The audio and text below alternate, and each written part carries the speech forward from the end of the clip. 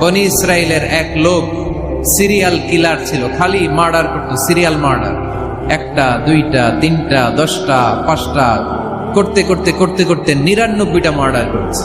কয়টা? 99টা মার্ডার। কল্পনা করা যায়? 99 জন মানুষকে সে নিজ হাতে হত্যা করেছে।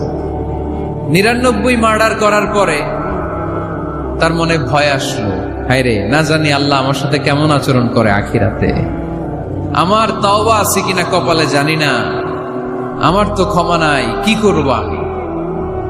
তো সে লোকজনদেরকে জিজ্ঞেস করলো, আমার ক্ষমা আছে কিনা, এটা কে বলতে পারবে? আমাকে আল্লাহ মাফ করবে কিনা? তারা সবাই বললো, এই এলাকায় এক আল্লাহর ওলি আছে, তার কাছে যাও।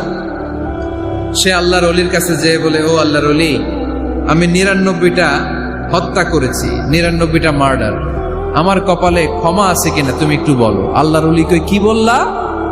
99টা মার্ডার? আয় হা, সর্বনাশ, তোর কোনো ক্ষমা নাই।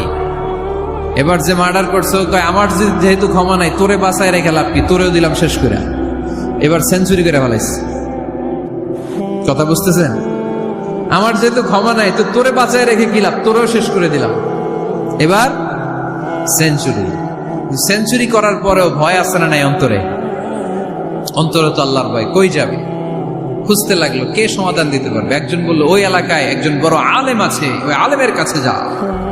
সে আলেমের কাছে যেয়ে বলে, আলেম, আমি 99টা হত্যা করেছি, এখন আমার বড্ড ভয় হয়, আল্লাহ আমারে মাফ করবে কিনা, তুমি একটু আমারে বলো। আলেম বলে, তোমার গুনাহ যত বড়ই হোক, আমার আল্লাহর দয়া তার চাইতেও বড়।